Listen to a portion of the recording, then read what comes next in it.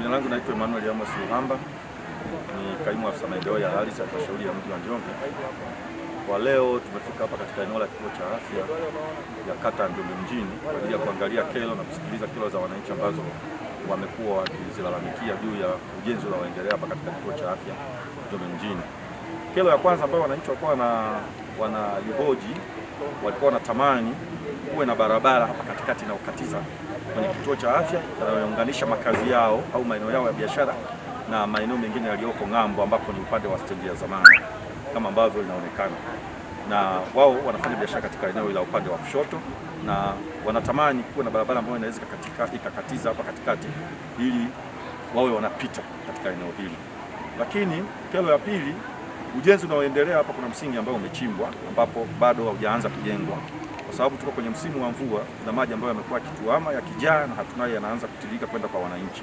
Kwa hiyo wananchi wanalalamika juu ya hayo maji na hivyo wameomba ujenzi ukamilike ili kuzuia chanzo cha maji haya ambayo yanatiririka, maji ya mvua yanatiririka na uchafu yanaenda kwenye maeneo yao.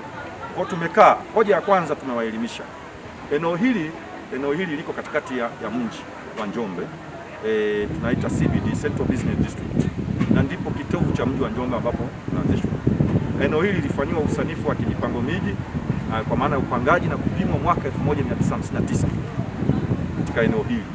Eneo hili lilitengwa kama eneo moja la kituo cha afya kama ambavyo tunaliona, na kwa sababu huduma ya afya inayojengwa humu ni majengo ambayo yatahudumia wagonjwa, na hivyo hatuwezi kimipango miji kuruhusu tufungue, kwa sababu wao walikuwa naomba liwekwe geti ambao watakuwa wanafunguliwa, wanapita, baadaye linafungwa. Hatuwezi kuruhusu iwepo njia katikati ya kituo cha kutolea huduma ya kiafya wakati kuna wagonjwa watakuwa wanahudumiwa. Kwanza inaondoa privacy, kwa maana ya usiri wa wagonjwa.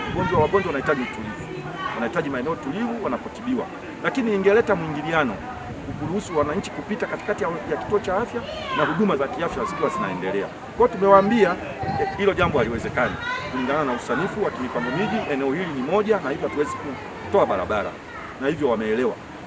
Jambo la pili, wameongelea kuhusu mitaro kama nilivyoeleza. Hilo tunaenda kulifanyia kazi. Ujenzi ulikuwa umesimama kwa muda, lakini kuanzia kesho au kesho kutwa ujenzi huu unaanza, na wahandisi pamoja na mganga mkuu na mganga mfawidhi wa kituo tumekubaliana mtu aliyekuwa amepewa zabuni ya ujenzi aanze kujenga haraka ili kuadresi au kuondoa hii hali ya maji yanayotuama kwenye huo mtalo ambao kimsingi ni mtalo wa msingi, sio mtalo wa maji, ni mtalo wa msingi. Ndio maana mvua zikinyesha maji yanatuama.